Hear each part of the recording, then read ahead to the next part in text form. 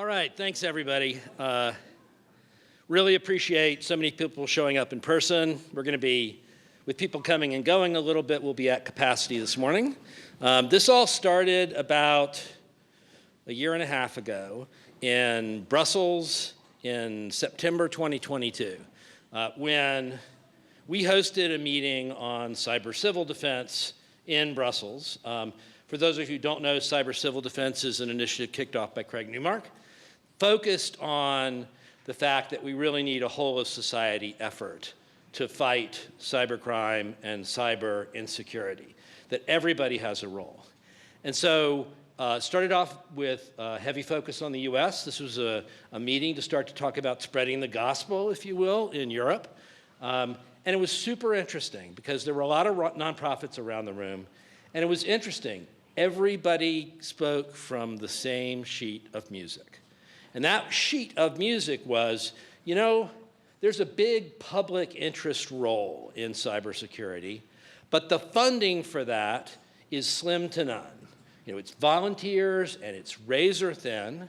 And when there is funding in cybersecurity, it's almost always to build the next new thing and not to say, well, we've got this one thing, say, let's just pick the registrar of last resort run by Shadow Server as an example.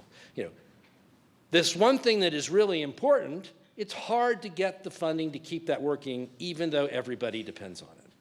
So a group came together out of that and actually led to a meeting at the Canadian Embassy.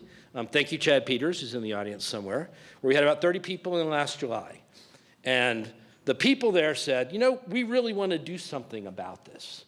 There are all these sort of drop in the pan efforts that are really important, but they're drop in the pan. You throw the rock in the water and it makes a little ripple and then it goes away and nobody even remembers it happened. So how do we do something enduring? How do we get a group of people together to start a project to actually build and implement funding models that will support the public interest in cybersecurity over the long haul? And that's how we came together today in this group. So out of that, sort of a secretariat formed, a group of nonprofits that have been pretty heavily involved in that. That includes, I'm actually going to use my notes on this so I don't say it wrong, the Cyber Threat Alliance, the Forum of Incident Response and Security Teams, the Institute for Security and Technology, the Cyber Peace Institute, Shadow Server, and although its logo is not up, Chris Painter in his, I don't know if it's official capacity or personal capacity, and he's with the Global Forum on Cyber Expertise. I want to give Chris a lot of credit. Plus, Chad Peters from the Canadian government has been super involved as well. And we've had a lot of other people advising us and taking work, like Camille Stewart from the Office of the National Cyber Director, who's going to be here and on a panel in a little bit. I also, while I'm doing a little intermission, want to particularly thank the people who are helping sponsor this event. And they are Michael Daniel and the Cyber Threat Alliance, and Adam Isles, and the Chertoff Group. Applause for people who are putting their money where their mouths are. I also want to quickly point out the GCA people. So I didn't introduce myself. I'm Phil Reidinger. I'm the president of the Global Cyber Alliance. I hope most of you know me since I've emailed most of you about this. But if the GCA people could stand up, maybe they're not in the room or in the back. You see they're in the back. You see Galia and Kaylee and Komal.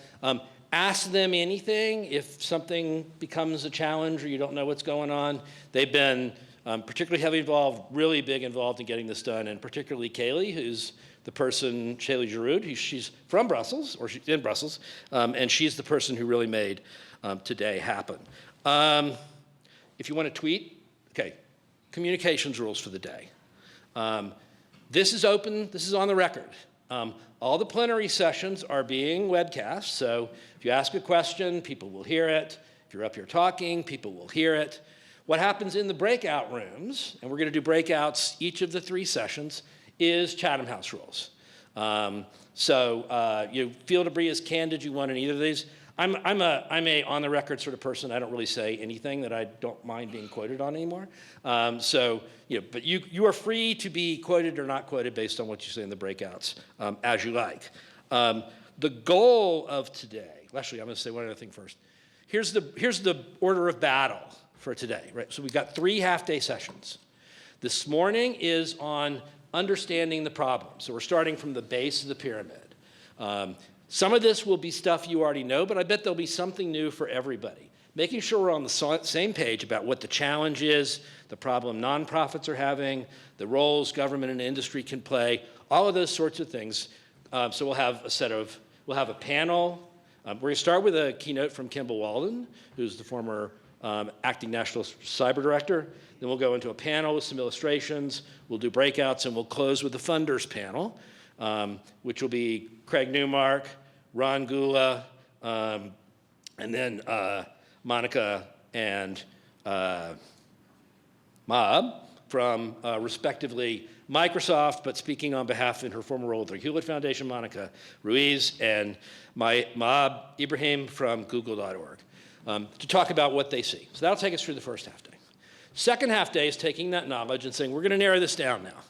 What are the approaches we think that might work? So we'll start with a panel on case studies from other fields. And then we'll hear from what are some models that we might look at. Then we'll do a set of breakouts, parallel, where everybody will go in and sort of give their best thoughts, talk about the models we've had, or any ideas that you've got. And we'll have breakout reports when we come back, and we'll close the day with some voting, getting some feedback on what we think might work and might not work for these sorts of models. Then we go from the scope of the full set of solutions, and we'll do the solutions deep dive tomorrow. And what I mean by the deep dive is we're going to have a set of breakouts focused on particular solutions. So everybody who's here will step into a panel that is really diving into a particular solution. Who are the stakeholders? What are the pros? What are the cons? Who needs to be involved?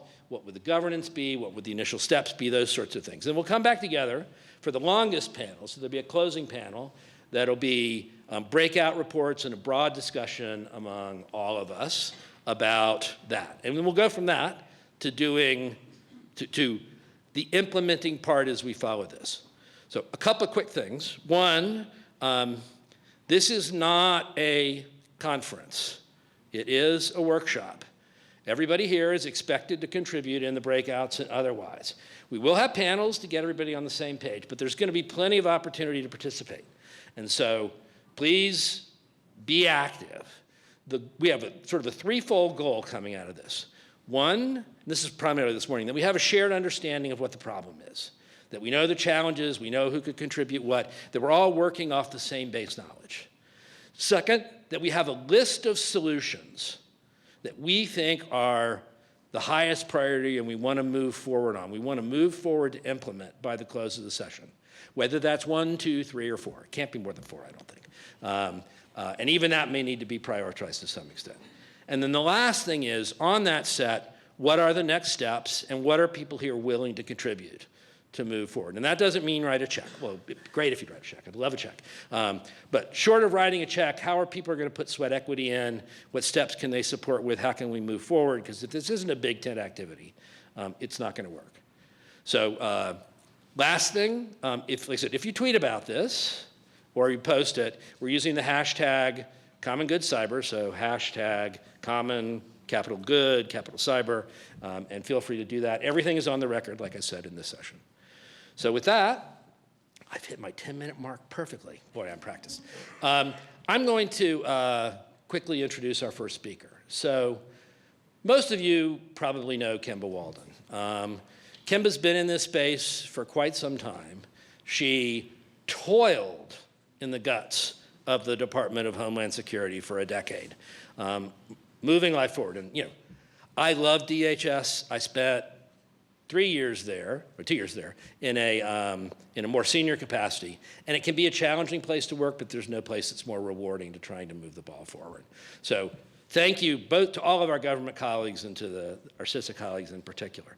Then she moved on. She spent some time at Microsoft and went back and was most recently there, the acting national cyber director. So the big kahuna for the US in cyber, and has most recently left and has now started the Paladin Global Institute at a venture capitalist to move forward. And I think sort of the first cyber-focused think tank and solutions entity in major VC.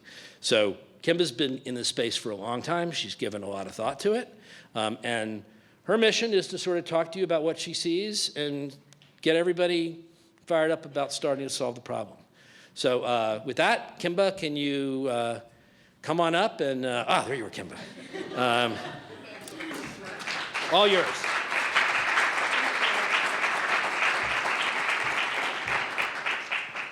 Good morning. I'm vertically challenged, so hopefully you can hear me and see me. We good? Okay, good. Thank you for that lovely introduction. And thank you for inviting me here today. And thank you for your grace as I deliver my very first keynote since leaving the White House. You heard Phil explain to you that I am now the president of Paladin Global Institute, which seeks to ensure that securing critical infrastructure and the safety of people online appear in our sustainable, innovative technologies. Before that, I was the acting National Cyber Director in the White House, and a couple of my colleagues are here today. But what a privilege it is for me that my first keynote out of the gate is to discuss cybersecurity for the common good. You see, before all of those other accolades, before DHS, before Microsoft, before the White House, before Paladin, my first job out of graduate school had nothing to do with cybersecurity and everything to do with sustainable development for the common good. And now I get to bring these two threads together in this next season of my career. It's funny how introspection into our history gives us the freedom to design our future. Before I get to my personal history, let me remind you of the history of our internet. The first commercially available computer was developed by IBM in 1951. In the 1960s, the Department of Defense developed the ARPANET to enable computers to talk with each other and made it widely available to the public in the mid-1980s, becoming the internet. And the idea of the promise and peril of the internet was on full display in the movie War Games in 1983, my very favorite movie. That was also the year I learned how to code on an Apple IIe computer. And the concept for cybersecurity started to take shape with the first known exploit in 1986, which is the subject of the famous book, The Cuckoo's Egg. I recommend you read it. 1986 also brought the proliferation of laws like the Computer Fraud and Abuse Act, the Electronic Computer Privacy Act. 1986 was also the year that my family invested in an Apple IIgs. I'll return to the 80s later. It's one of my favorite decades. But let's turn now, 10 years later, to the mid-90s. That's when I started my professional career in Tbilisi, Georgia, shortly after the fall of the Soviet Union when Edvard Shevardnadze was president. The mid-1990s was quite a space in Georgia. The rule of law was barely a notion, and the black market was alive and thriving. My job was as program developer and financial manager at a small nonprofit organization which was funded to provide humanitarian aid and deliver conflict resolution and microfinance projects in the Caucasus region in Europe, Sub-Saharan Africa, and certain areas of the Americas.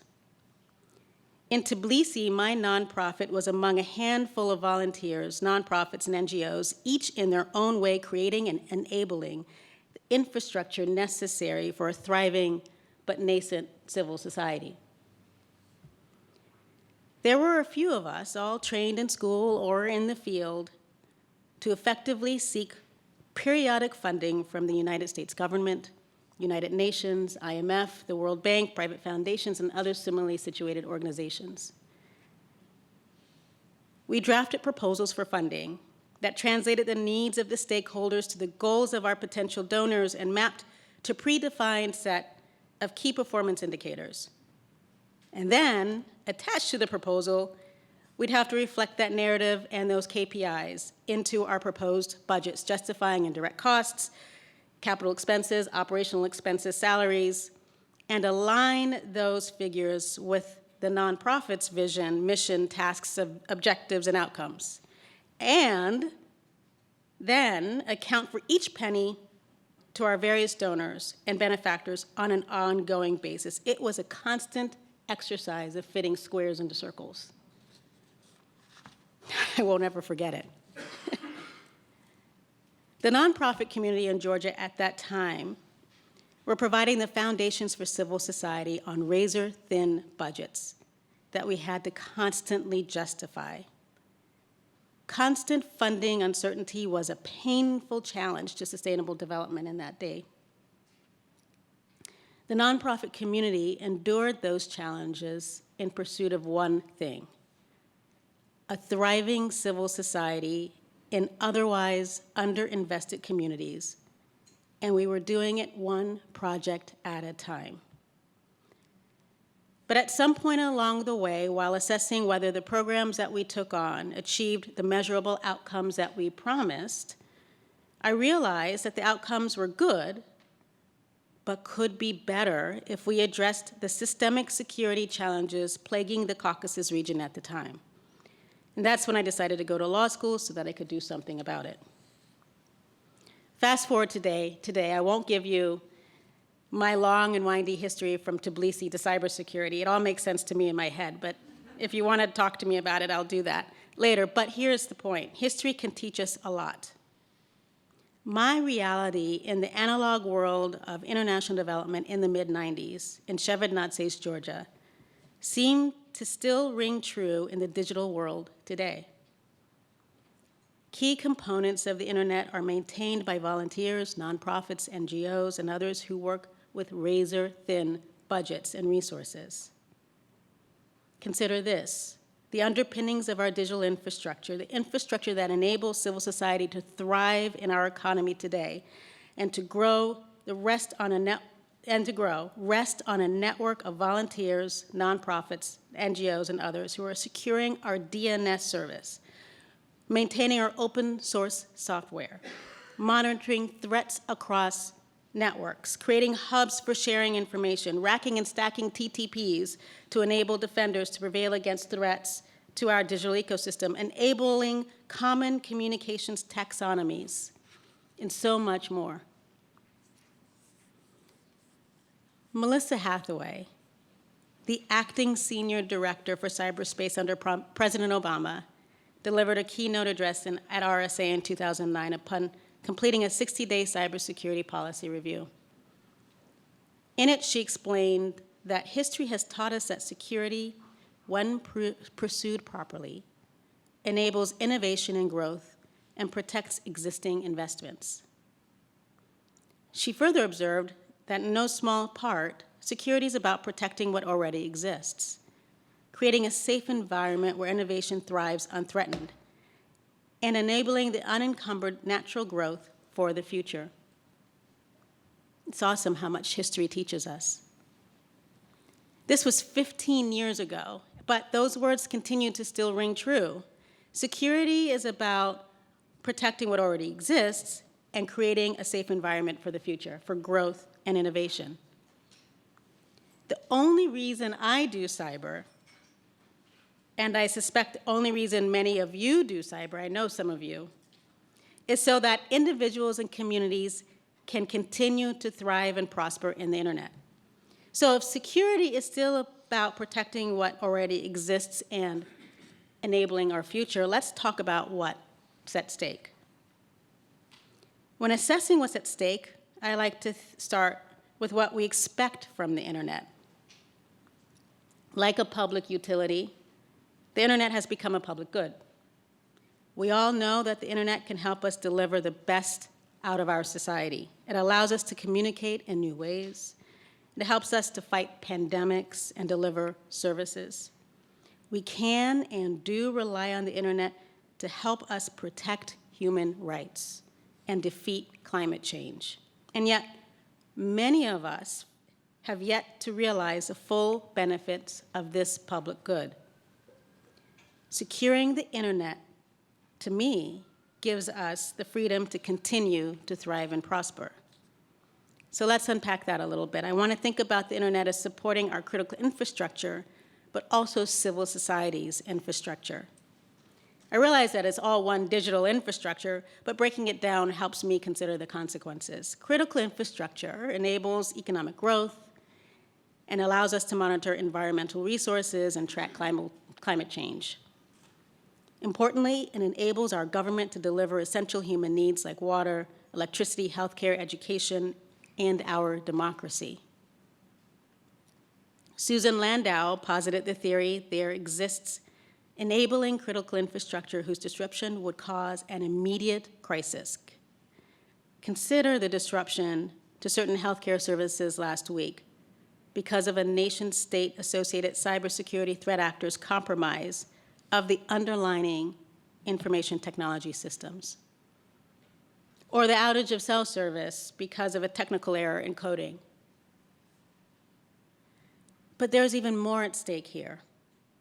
Susan ultimately observed that secure communications is necessary for freedom, for security, for human dignity, and the consent of the governed. Such security is necessary for democracy. So our civil society infrastructure, like nonprofits, academia, think tanks, and the press, facilitates the public discourse that's key to informed and trusted government action. People rely on the internet to perform basic daily tasks such as banking, grocery shopping, entertainment, connecting with family. I used it to deliver diapers on my doorstep whenever I needed them. But given the ubiquitous nature of this common good, securing the internet and ensuring the safety of people who rely upon it can become necessarily intrusive. It's for this reason that governments can only do so much on their own. Nonprofits are key. They are a key element of civil society in pursuit of a safe, secure, and trusted internet. But they are doing that work on razor-thin budgets and with uncertain funding. It's the square in the hole problem. Causes a lot of heartburn. In closing, let me resume my little history lesson in the 1980s that I started moments ago. Grace Hopper, you notice I've been talking about sheroes. But Grace Hopper, a US Navy Rear Admiral and one of the first computer programmers, delivered a speech at MIT Lincoln Labs in 1983 around the time the internet was becoming available to the public, but before the first known exploit. Grace Hopper is a legend. She said, and I quote, "Probably the most dangerous phrase you could ever use in a computer environment is that dreadful one. But we have always done it that way." The objective of Common Good Cyber is to find new ways to build adequate funding into law and policy, business processes, and government and other funding vehicles sufficient to meet the common need for cybersecurity. Today, we aim to find and identify tangible actions that can be executed by committed actors willing to participate in this effort, and then to launch that effort to provide the necessary funding. There's just too much at stake. In that same speech, Hopper challenged the audience to consider the cost of doing something, or of not doing something. So I offer you the same challenge. Consider the cost of not doing something as you move through your workshops today. Thank you.